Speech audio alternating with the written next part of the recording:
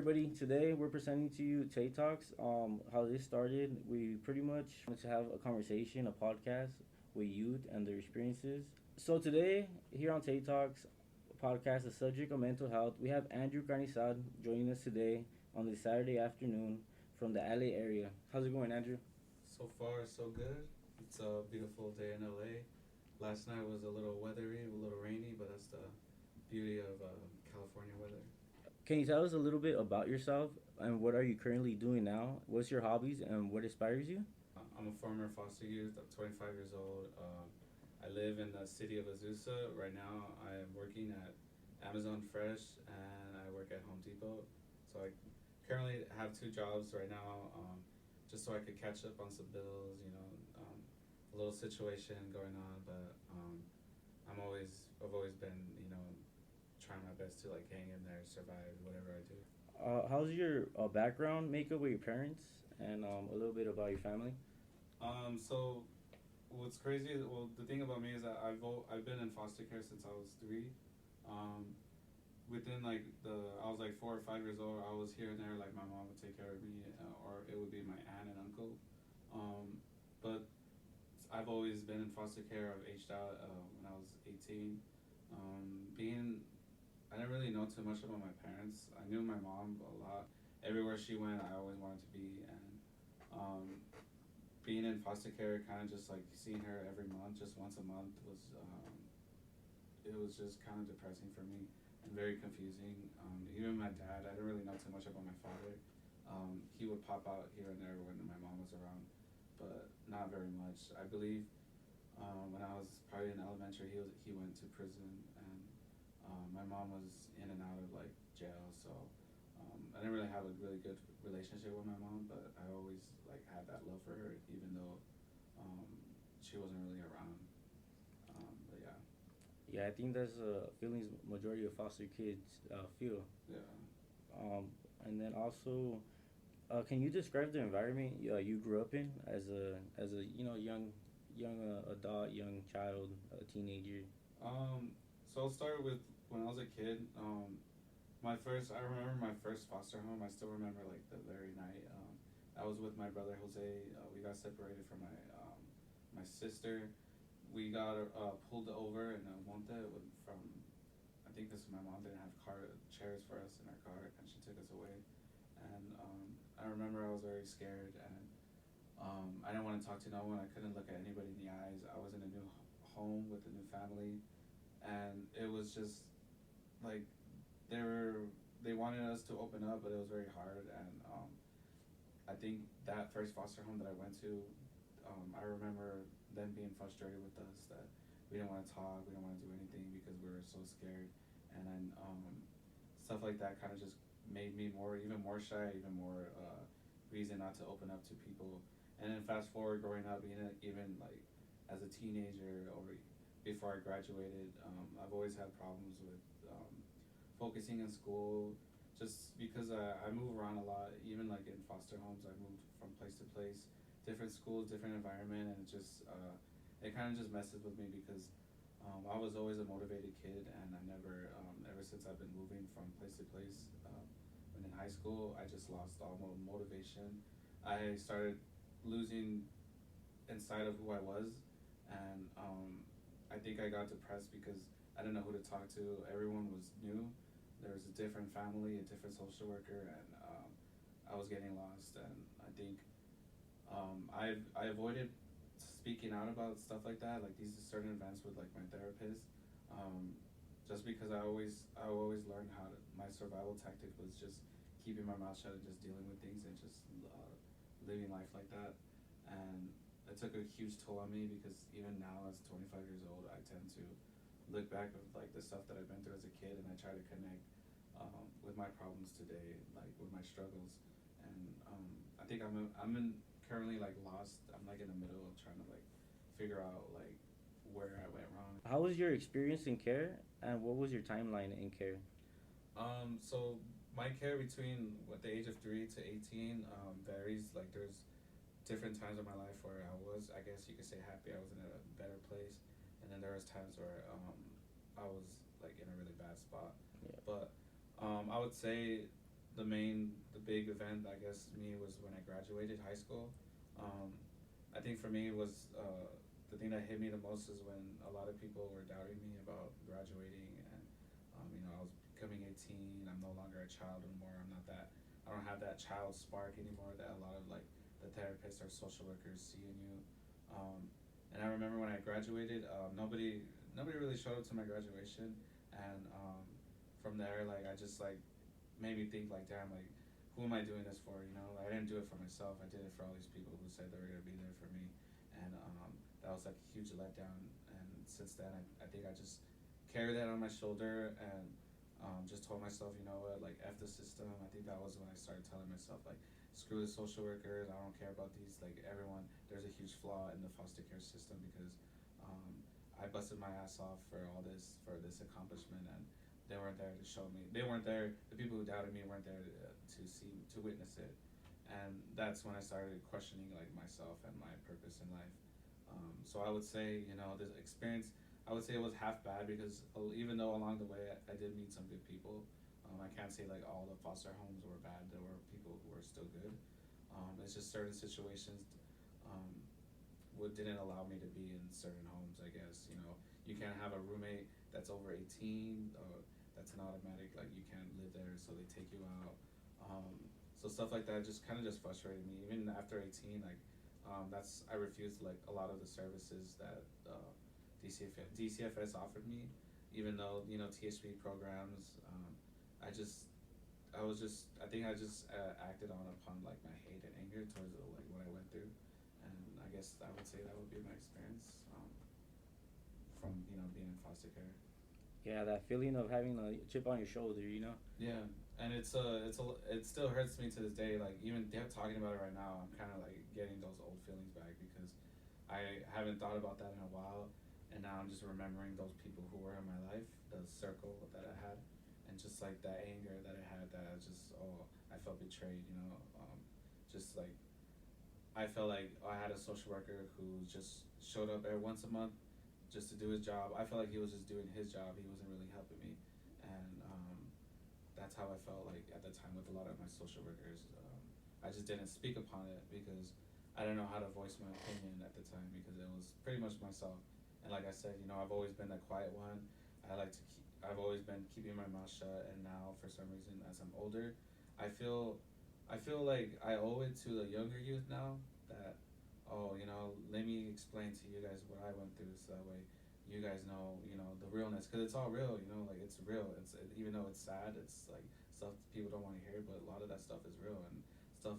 A lot of stuff happens behind closed doors because a lot of foster youth don't want to speak up about things because they're scared, because the fear that these certain foster parents put on them, that you better not tell them this or this and that, I'm gonna get you in trouble. And it's just that fear, that you never really grow out of. It's just you keep on yourself.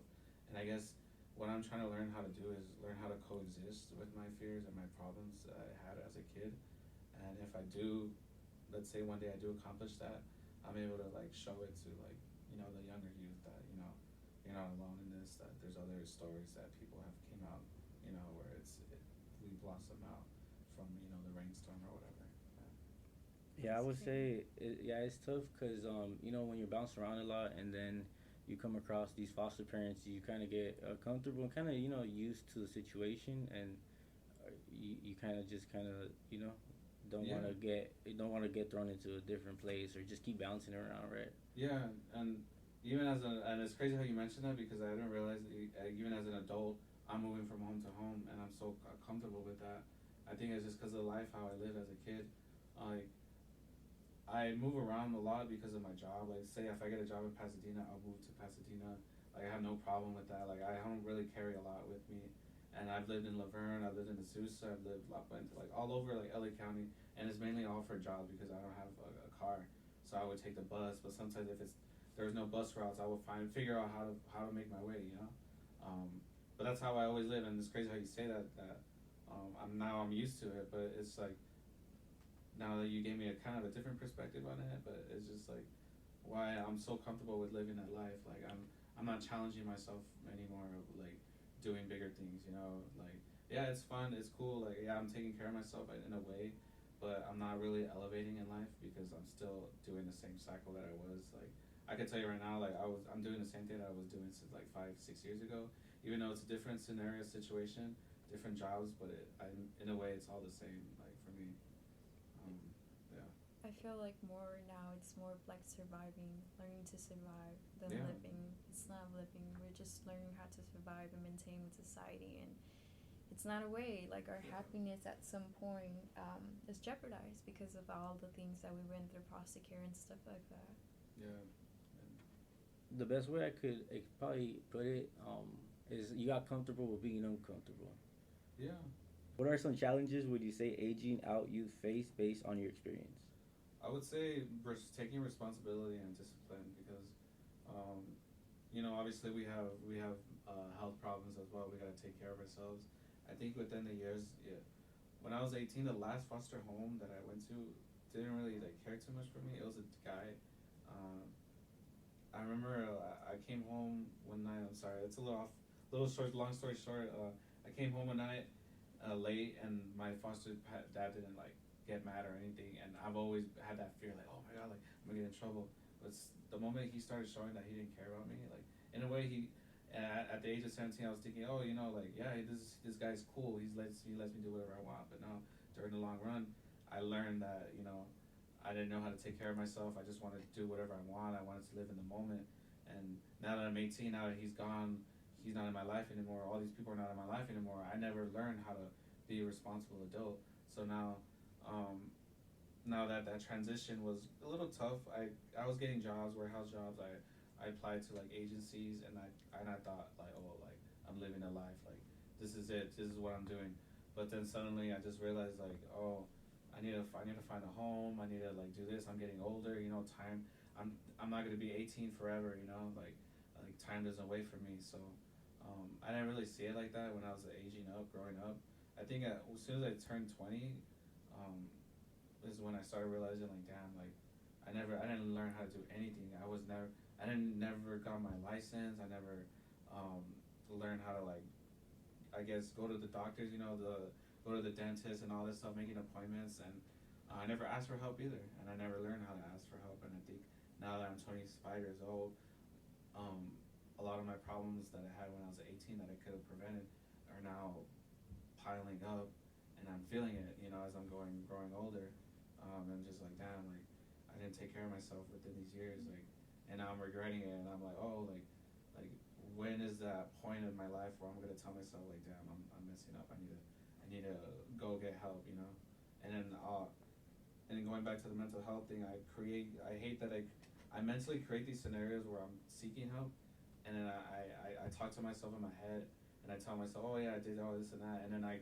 go crazy, and I tell myself, oh, it really happened, and it really didn't. It was just something I made up in my head, like, oh, I got this done, oh, I communicated with my boss, stuff like that, anything, and it's all in my head. I never do it in real life, and um, I guess that's a huge problem of procrastination and hesitating, and that's my big problem. And I think throughout the years, it grew so strong to the point where I convinced myself that certain things happened in my life when it never did, like certain accomplishments, like, oh, I went to the doctor today, and stuff like that. But yeah, it's a little crazy. What would you say was your first experiences with mental health? I would say when I was a kid, I would say it happened when um, the foster parents put hands on me, and then when they would hit me like for certain little things, I remember I was a, I guess I was a deviant child. Like they'll tell me, oh, don't do this, oh, don't get this, and I would steal candy, I guess. And I remember one day they saw that I stole it, and they were just like they grabbed like a pile. It was like gummy worms, and they grabbed like a pile of it, and they like shoved it down my throat, and I was just like crying, and I didn't know what to do. And I remember she had a daughter, and she was telling her to stop, like, why are you doing this? And then I was like just yelling at her, and it was just like so much anger, and that traumatized me even to this day. And it's just like it's so scary because uh, from that moment on, I just like learned to like just not. I've always just been scared, shy. Like I can't talk. I can't look at people in the eyes, and I think that's one of my problems. Even to this day, I have, and I stutter a lot too, and I think it's from that moment. That's the only moment that I can ever remember that happened, and stuff even worse thing even happened even like as I was growing up, you know.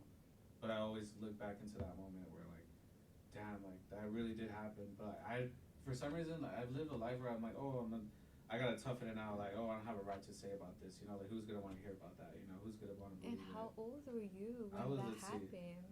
Now looking back, because I remember when I was 21, I got documents like about all the foster homes, and I was like, that's what made me like want to retrace a lot of my memories. Yeah. Like, oh, this happened in 2001, and yeah, it happened in 2001. I was in kindergarten, and yeah, I never spoke about it, I never talked about it.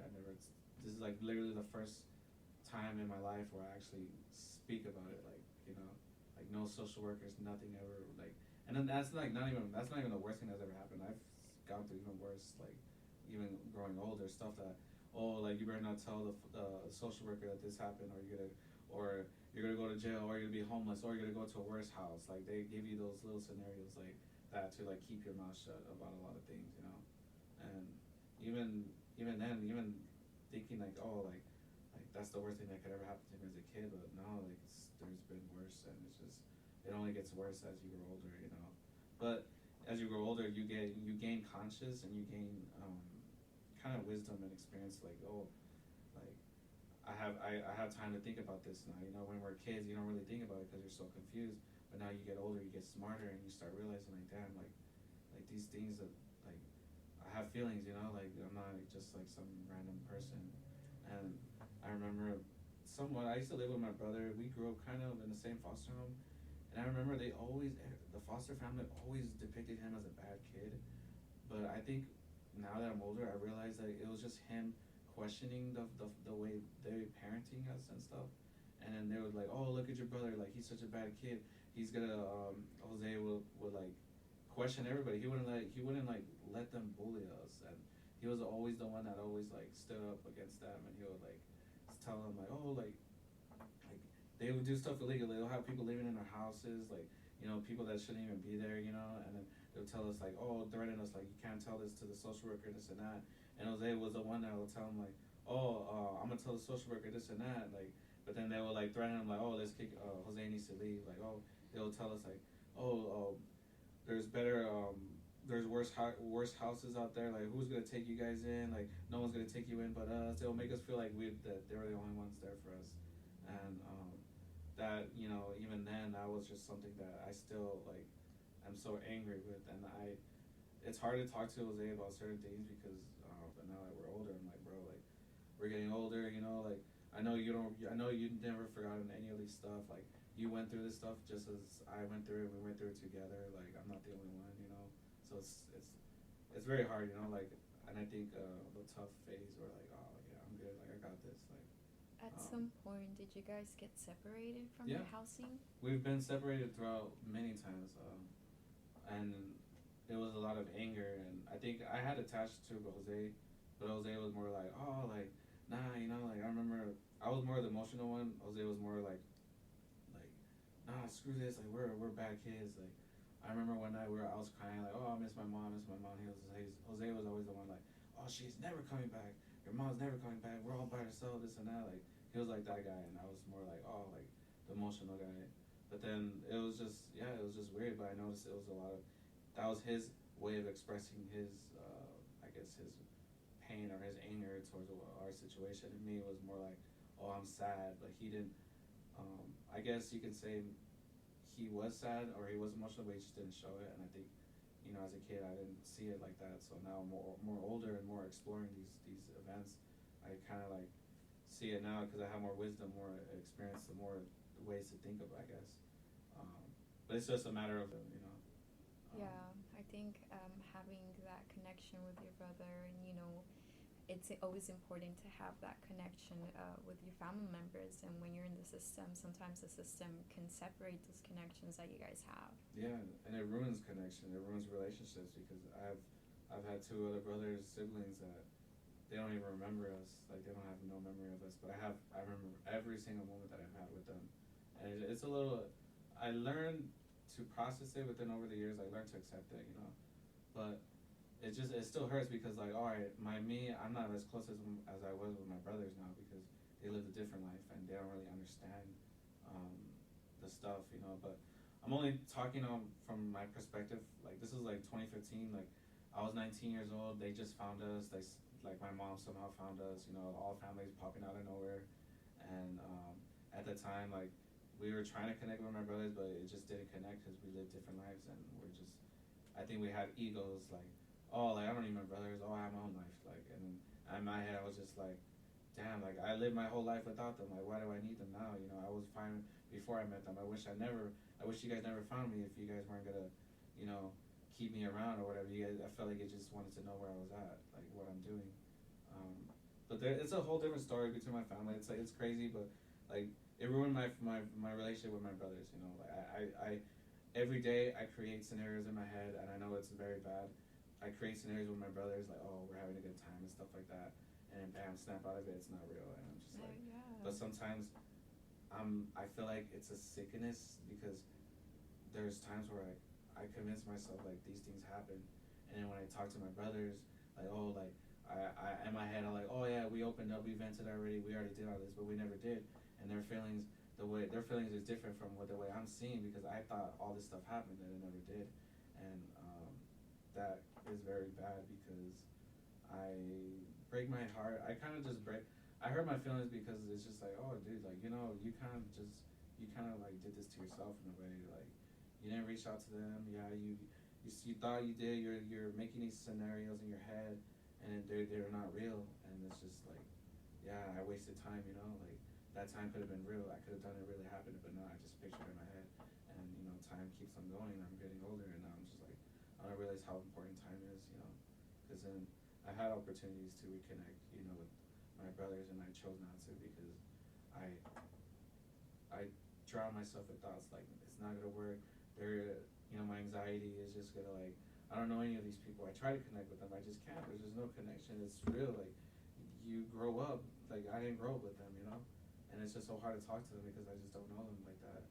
And yeah, I think I just more connected with my brother. It's so weird how he's the only one that I'm always so connected with, but I think it's because we went through the same thing, and even though my sister she did went into foster care, but like the first foster family adopted her, and so that was she lived with them, and then they grew up together. So it's like to her that's her family, you know. And So she didn't really have that broken family, because I remember even Jose felt the same way. Like our sister didn't really care about us too much, and I don't blame her. I think it was just because she grew up in a different family. Like where are we, you know?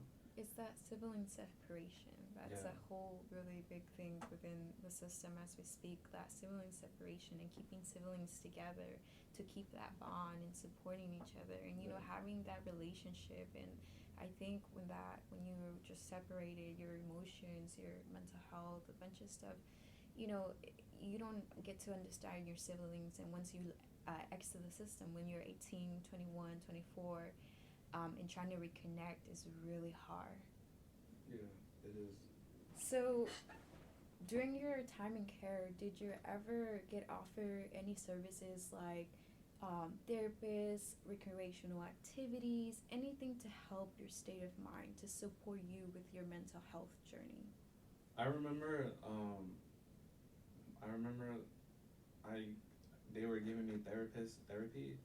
Um, but it was very weird. Like I didn't. It was very confusing as a kid. Like in the early 2000s, like therapy was. It was more like, oh, we're playing games. Oh, we're doing this, and we're talking to, and it was just more like kind of gaining my trust.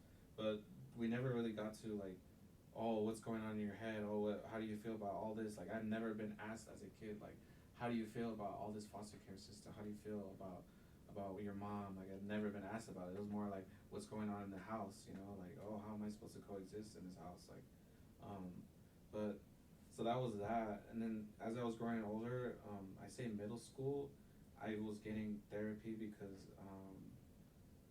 this is kind of hard. It's getting a little kind of hard to talk about this, but I guess um, I was kind of going.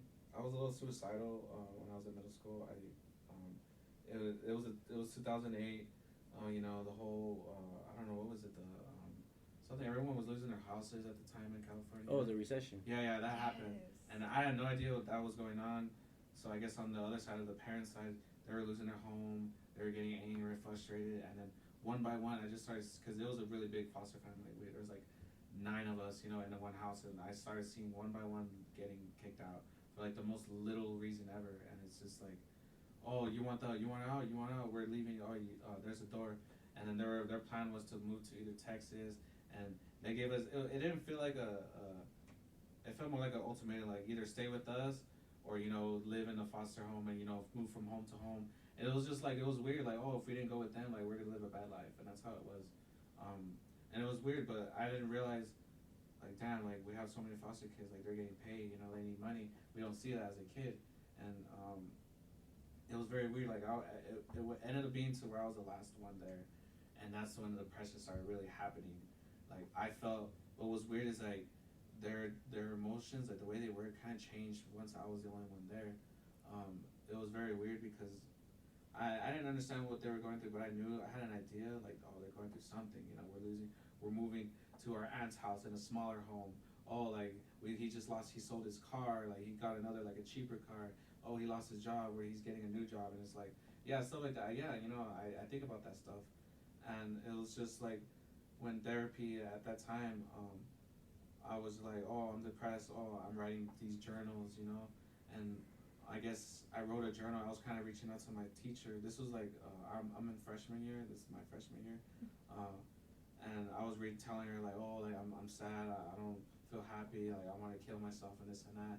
And I didn't think she was gonna read it because it was just some random journal that we do for English class.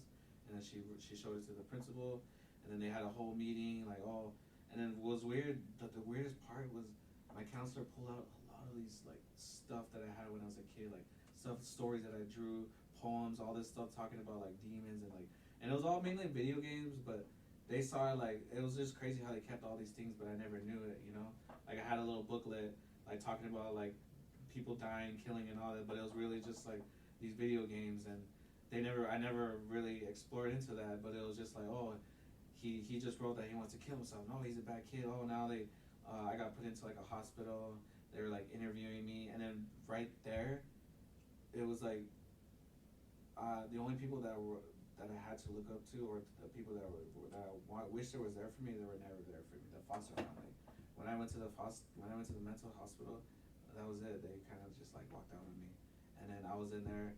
I was only supposed to be there for 3 days, and I ended up being there for like 2 weeks because the foster family didn't want me back, and it was hard to find someone, a house that wanted you, that you're coming out of a mental hospital, like who's gonna want a kid like that. So as an emergency, they put me in like a group home with like with all the other bad kids and stuff, and I was just so lost. And they had their own therapy. She was a good therapist, but it was more like just like, oh, why are you doing it? Why are you a bad kid kind of thing? Like, oh, I come in and I'm a bad kid. But in reality, I'm not a bad kid. I was just lost. I didn't have a place to stay. So they kind of put me in with that group. So I had to like convince myself, oh yeah, I'm a bad kid. Oh yeah, like I'm in here because of myself, like no one wanted me and stuff. Mm-hmm. And I remember like the foster, like the weekends, they'll do the home housing or whatever, the home pass where you get to be at your home the weekend. And I was the only one that stayed. And it was just like, oh, because no one wanted me. But it was just weird. I hate talking about stuff like that because it's like, oh, like that was a long ass time ago. I grew up out of it, but now that I talk about it, I realize how vulnerable I still am to it. So it's like, holy cow, like I'm opening up to it. I'm exploring more to it, and I realize these feelings are still here, and like I never got closure from a lot of that stuff. So yeah, I would say the experience, like it's 3 different experiences within therapy. As a kid, it was just more like I feel like they were just doing their job. Oh yeah, oh how are you today? Oh how are you feeling? Any thoughts today? Anything you want to open up to? Oh, okay, cool, bye, have a good day. And more like in the middle school is more like, oh, like why do you feel this way? Why are you saying this stuff? Why are you writing this stuff? And then now during high school, after all that went, I was just going through from home to home. It was kind of a good thing because I lost that pressure of that same foster family. Like, oh, like I don't have to be scared of them anymore because I could just move to a different home. Now I'm used to it. Like I'm moving from home to home. I would only stay for a house for like a month or 2, and I would just leave. So that fear kind of came out of my head, like, oh, like I don't care about what foster families say about me. Like I'm not gonna be here that long, anyways. You know, I'm grown, I'm more older. I'm, I guess, rebelling. And then now that when I talk to my therapist, she always stuck by me, even though like I moved from house to house, and I kind of appreciate that about her because she could have just chose to like, oh, I don't want to like follow up with this kid because I would move from Fullerton, you know, Compton, all over, and her office was in Pasadena. Yet she still like made her way, you know, around, you know. So I appreciate that about her, and I think that was the first therapist where I started opening up to a lot of things, and she would tell me like, oh, like you're a really bright person because you're opening, and I was because I opened up to a lot of things, and she would tell me like a lot of kids don't tend to open up, and that causes them problems because they feel like they can't reach out or talk about their problems because of the fear, the pressure that the foster parents give them. Like, oh, we don't want you to know what's going on behind the house, you know. Like we try to depict them like, oh, when the social worker comes, you gotta tell him this, tell him that he's not living here, tell him, you know, this is my, he's just a visitor, a neighbor, you know, stuff like that. And it's just like, it's crazy, you know, like that. You don't think that affects the kid, but it really does, you know, when they grow up. And it's just like, it causes little things like, oh, I'll lie. Like, you know, that's the first lie, when you're telling a kid lie, and then eventually it evolves, you know. So it's like, it's just crazy, you know, like how that is. But yeah, my experience, I had 3 different experiences. To this day, I wanna seek out therapy because I know like the world's different now than it was when I was a kid, and it's slowly starting to accept that because I see like even on social media, there's like online, like there's like therapists, you know, that have Instagram and TikToks that to talk about like mental health and stuff like that. And I realized, oh, like these are younger youth, like they went through what I went through as a kid, and now they got licensed to do all this stuff to help kids or to even like help older youth, you know. But yeah, so it's just a different, you know, different experiences, and it's just different part of my life, you know, that I had with therapy. But I would say as I grew older, it did help. Maybe not when I was a kid because I didn't see it as, oh, I needed help. It was more like, oh, what's going on in the therapy? What's going on in the house? We gotta make sure on paper he says that it's a fine house, we're happy, so that way they can report it to the social worker. You know, it was all a weird ass like process, so it didn't feel real. But now that I'm with the therapist, like I'm able to say what I want to say, how I feel without the pressure of like a foster family there outside, and you know, hearing on the other side, trying to see what they're saying. You know, it was very weird. You know, so now, but now today now I feel like I should seek more into it. You know, but yeah, that's pretty much my take on like therapy. Yeah, instead of feeling safe, they're projecting their anger on you and their Yeah. frustration, and that does build up. You know, I share the same experience of situations like that, so I totally understand where you're coming from. Yeah. How was it when you met the counselor that you kind of bonded with? What positive traits or positive just positivity did you catch from it? I would say my therapist, her name is Wendy Reynosa. She was like in the Foothill Family Services. She was always my therapist for a good 3 years, and I think um, that was the first therapist that I opened up to because she made me feel comfortable, and you know, like I said, no pressure from like the other from foster families, and I was able to open up to her a lot about things, and she helped me, even though like the reason why she discontinued her service because I was emancipating from the DCFS, so she wasn't able to like be my therapist anymore. But going forward, yeah, like I'd say what helped me the most is she helped me like learn that, you know, not everyone is wait, no, I'm sorry. She helped me learn that like opening up is like, you know, speaking out, you know, reaching out to people, that's good. But the thing is, I guess my problem was that she kind of like left at a wrong time, at a bad time. Not a bad timing, but it was more like I wasn't ready to be on my own, I guess, and I still needed that help, that security, you know. But she helped me survive, like learn how to like be independent, how to like, and here's what I was trying to say. She helped me understand like with my anger. She was helping me a lot with my anger and my hatred towards a lot of like the stuff that happened as a kid, and it was crazy because I took closure by kind of like understanding, seeing the foster parents that like, all right, I gotta stop being mad at them. I want to dig dig deeper into like what they were going through. Like, all right, what was happening on the other side? You know, like, all right, they're losing their homes. You know, like I understood, and I even think back like, all right, my foster parents, like if I remember about their relationship with their parents is not really that good, and I was digging deeper like, oh, maybe they didn't have a good childhood, and then that stuck with them as they're growing up, and that just they just took what they learned from their childhood and just did that because now and I dig deep back, that family they lost before they started taking us, they lost a child of their son who was like, I think he was like 7 years old, and then they lost him, and then before after all that happened, that's when they started getting foster kids. So then when I remember that, I'm like, oh, you know, there must be a reason to everything. You know, not everyone is bad. You know, like they don't do bad things for a reason. I just think that something in their life happened, and it's crazy how I was able to understand that. You know, and understanding that kind of gave me a little closure. I'm like, it kind of eased my anger because I'm like, oh yeah, you know what? Now every time I get mad at things, I'm just like, there's a reason to it. I just try to dig deeper, like why this person doesn't intentionally attack me for no reason.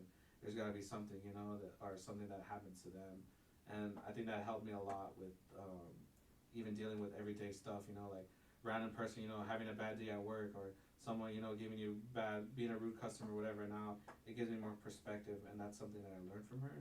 And I feel like if I didn't have that, I'd probably be a very angry person. And since then, I've just been learning how to be more open-minded. You know, like understanding of other people. Like, yeah, person who disagrees with me, yeah, but I want to understand their perspective, I guess. And I think that's kind of what the world needs. You know, I think what we tend to like be so defensive about things when we're arguing, when we're not listening to the other person. And I feel like that's one of the problems that we have, even like with whether it's worldwide problems or even like with the foster care, you know, in the system. Like it's literally like everywhere, you know. But yeah. Yeah, it's like when you build these walls, you build them very high. You know, I would say like for me being in the system too, like you naturally start to build walls. You know, and sometimes you gotta soul search and look within. You know. Yeah. Um, if you can go ahead and open up and say something to the younger foster youth who are dealing with like some of the problems that you dealt with when you were younger, what will you let them know? What kind of motivation speech will you give them within therapy Yeah. or moving forward with mental health? What will be something that you will leave them with, like a remark? Okay. Before I say that, I just want to share something. I remember when I was like maybe 16 or 15 when I was getting picked up by the van, DCF van to go to court, and then I got picked up. The driver was picking up these other kids. They're like younger, and it was so weird. Like I don't know why I was fighting the feeling like like I can't relate to these kids. I can't relate, but somehow it was just going through. I was hearing their conversation, and then the way they were talking just reminded me so much of me and my brother. Like, oh, how many foster homes you been in? Oh, I've been in 5. What? I've been in 7. And there's like some type of competition. So I guess what I want to say to the youth is like, don't give up hope. You know, don't also look at the scenario, your situation of the kids, the people that you're with, because little would you know that in the future, like these memories will hold on to you forever. With every situation that you deal with, you know, being in foster home, just try to stay positive, even though it's a lot. Life is just crazy. We get older, bigger problems happen, but we overcome these obstacles eventually. But just don't lose hope. I would say, you know. A lot of youth don't open up about it because they're afraid, they're scared, they don't know how to overcome those walls, and most of the youth don't follow up with therapy because therapy sometimes is not for everybody. You really don't know how much impact you impact someone's life. Like long story short, a few years ago, one of my foster brothers that I never thought about in a really long time. He just somehow like found me on Instagram, and he was so happy, like, oh, I remember you, everything. And I remember I was just like, damn, I'm over here chasing like this family that I want, like I'm so desperately like seeking, and then I didn't realize like I've created families with other youth growing up in different foster homes. Like I don't realize like, damn, like I'm not alone, you know, you're not alone in this. You have other youth that are there with you, and you don't realize how much impact they are like damn, like my brothers don't have memories of me, but these foster kids remember everything about me, and it makes me so happy because I get to connect with them, and I'm like, yeah, I remember that, and I feel like I belong, like I don't feel disconnected. I feel like, yeah, these are my people, these are my circle, and I think what I need to learn is how to stay consistent with that relationship because I'm a bit of an introvert. I stay home a lot, and I know throughout the years I've kind of not ruined relationships, but I just like stopped talking to people, losing contact, and it's just like more like because I don't want to see the world. Like I'm so scared, I'm so shy, you know. But then I realized like damn, like we have youth that kind of look up to you. You know, I'm grown now. Like there were other youth that I was around that are younger than me, and they looked up to me because I'm like their brother. But I never saw it that way at the moment because I'm so angry with my situation. I don't realize like there's other kids around you that look up to you, like they want you to be their family, and that's when that kind of hurt me the most because I realized like damn, like I'm trying so hard to like connect with my family, you know, and I got other family like that I feel more family to, you know, and it's so weird. It's very weird, you know? But yeah, I would just say, you know, for the youth, don't give up, don't give up hope. You know, we're all growing up, and eventually we all get stronger by the day. So, um, I would say just keep at your dreams. Don't lose hope because don't let these higher up people like ruin what you want to do in life. And your perspective in life, your whole view and perspective of life, and building those family connections and building those people who are around you, like you were saying, having those connections within foster youth. Yeah. Yeah, and it's true. Like when you're in foster homes, you build connection with other foster youth, and it's so crazy how our stories connect us. How little do we actually notice that they grew up with us, and Yeah. they're in a way family. Because I had foster sisters and brothers that I grew up with, and I didn't realize that I was building connections with them, but I did. And up to this day, now that I'm older, I have them. Like I still have connections with them, and it's crazy because they went through the same thing that I went through. We saw the same things, and Is that extended sisterhood and extended brotherhood, you know, that you experience throughout care, you know? Yeah. And I know, and one thing I noticed too is that no matter how long or years I go without talking to those people, those connections, when I connect back to them, it's like the like, oh, I just talked to you yesterday, you know, like it's like we started picked off from where we started, you know, or where we left off, and I noticed I forced myself with trying to be connected with blood family, and it just doesn't work because we didn't grow up with that, you know, and I wish my family would understand that, like, oh, like there's a reason I'm not pushing you guys away because I don't want to be around you. You know, my whole life I wanted to know you guys, like to the point where at one point in my life I convinced myself that none of you guys existed, and then suddenly you guys came out of my life, and oh my god, like that was such a weird mind trip because, like I said, I convinced myself that my mom gone, my brothers never existed, and it's funny. To this day, I have a brother that's in foster care, or he got adopted and he changed his name. I believe in within 2023 he should be 18 years old, and I'm just like still counting to the day, you know, like, and it's weird. Like I talked to his mom, his adopted mom, and like she wanted me to, if I wanted to see him, I had to pretend to be his cousin, or I can't be his brother, and I just couldn't. It hurt me so much, and I told myself, and she even told me too, like he's getting older, like he's dark skinned, they're light skinned, and he's gonna eventually find out, like like this isn't his family, and that hurts me the most because I went through that, and my brothers went through that, and it's weird. Like my older brother came to me when I was a kid, and I rejected his love because it was just so weird. Like, who are you? You know, I did the same thing to my younger brothers, and it was so weird. Like I had a weird epiphany. Like damn, like I'm the child, and my brother is trying to reach to me, but I reject him. I push him away because I didn't understand. Now I'm in my brother's footsteps, and I'm on the other side of the table, and I'm looking at it, and it hurt so much to hear them say, "Oh, I don't remember you," or "Oh, like I just don't care." so from now on, aging out at 18 and now being 25, what is something that you see yourself working on? Like, what's something that you want to keep thriving for? I see myself engaging with people more. I see myself trying to help myself health wise, financial wise, like everything, like being responsible adult. That I feel like I just kind of just avoided throughout the whole years of growing up. And now that talking to this, it kind of gave me more perspective. Like I'm getting older, you know, I'm not a kid anymore. I need to elevate. I can't be in the same cycle. But what's weird, like I don't want to say, oh, I'm getting old. I'm an old person. Like you know, my time's done. No. Yeah, because I like to do music. That's my main passion. I think that's one thing I believe in. But now with my experience in my life, I just want to like use my experience and shed light to like, you know, to the future generation, to the foster youth, so that way they have someone, maybe not me, but someone to look up to. That oh, I went through this. Like he went through the same thing. Like we all can go through it. If I can survive it, then you can survive it too. Like, but yeah, because you know it's a cold world.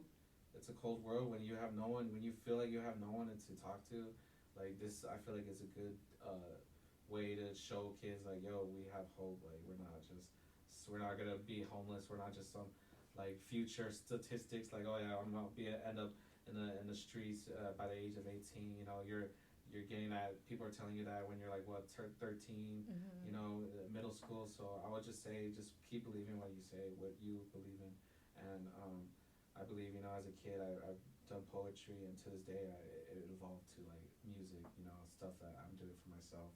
So I would say, don't give up on your dreams. Like, don't let you know anyone ruin that for you, because you grow older and you realize that you know time is a very valuable thing. So use it wisely. You can't just don't hesitate, don't procrastinate, because all it does is bring you regret, and you feel this weight on your shoulder. Like damn, like I could have done all this stuff, you know, with this time. So I would just say keep at it, keep going, stay consistent, and yeah, to like poetry and just like kind of rhyming things and just making songs. So it's like stuff like that. When you don't give up on your dreams, it evolves to something. So it's like yeah, just be consistent with And it. keeping that artistic mindset helps a lot with your mental health as well. Like keeping that, being in love with art, poetry, music, it really helps your mental health as well. Would you say that any of those things definitely helped your mental health up to this day? I would say it did. I would say the art helped me so much, because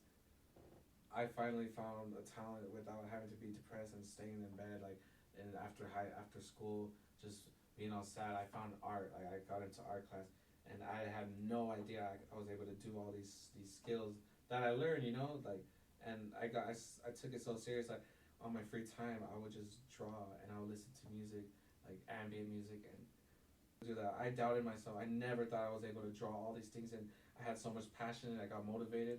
But just stay consistent with your dream, and it evolves, and that did help me. So really did help me, because without that art, I probably would have never learned how to like not manage my time, but just learn how to find a hobby, like something you love. Because I didn't know what I love. I did not know what I love, because moving from home to home, I didn't know who I was. I didn't know what I liked. I didn't know what I was into. I was just going to whatever, adapting. You know, like being part. I was okay with being in the background, like no one noticing me. Like you know, I like adapting to my surrounding, my environment, and that made me realize like I'm not who I am, because I don't know who I am anymore. And with that art, it helped me learn more about what I liked. You know, my purpose is I want to help the youth. You know, I want to help. I want to share my story. I want them to know everything that what I've gone through, because it's similar to what they're going through. And it's so weird. You know, like I've been with the years being away from DCFS, I didn't realize these problems still exist. I just thought like, oh, you know, the world is it changed. It's different. Like you know, all this stuff. And then I talked to certain youth, and like, yo, this stuff still exists. These problems still happen, and that shocked me, because I'm like, like it was the 2000s, like everything like is different, you know, like how I said the world's changed, but now like stuff like that still exists, and that kind of hurt me, and that made me want to be involved more with like NFYI and like the stuff that my brother was doing. So, yeah, it gave me purpose, honestly. And I was, you know, before I met NFYI or involved with it, I was kind of lost. Like, I'm just living life. Like, yeah, I'm living by the year. I'm getting older. I don't know what to do. You know, I'm just surviving. And now that I'm more involved with this, it kind of just gave me that purpose. Like, yeah, like I want to help now, because I have a purpose. You know, because I went through it. You know, so I know what it's like. So I could get perspective. It's just my stubbornness that wanted to like be by myself. Yeah, those are great passions, Andrew. I just want to thank you. I appreciate you. Know that you're important. Your experience is important. And just to close it off, if you had a magic wand to change one thing in the foster care system based off of your own experience, what would it be? I would say the way foster parents get verified to becoming foster parents. I feel like there should be some more um, auditing going on, like not just social workers just checking, you know, them Yeah. every month. I feel like there should be more investigation on what really goes on in like the houses, because I think from this we could all agree that a lot of the foster youth would majority of them don't speak up on a lot of the things that happen. So a lot of stuff don't get recorded on paper or on the records. So a lot of foster families get away with a lot of things, you know, like it's just weird how some people just take advantage of like kids, like oh they just see them as checks, which is it's sad, you know. But yeah, it's just crazy, man, how things are. But that's one thing I would want to change if I had a wand. More investigating, more hiring people who know what they're doing, you know, that make sure that the youth is top priority, you know, like is it's I feel like that's one thing that would help a lot, and that could have just helped prevent a lot of things, you know, with people in their lives, I guess. Yeah, no doubt, for sure. More genuine people, people that, know how to deal with kids. We for sure need more of those. But I just want to give a hand to you. Amazing. Your story is very important, man. Thank you for coming out to Tay Talks and sharing your experience and opening up. It's very important. It feels like a weight off your shoulders sometimes, Yeah, yeah, oh, and yeah. and it's always good to just speak your mind sometimes, and I'm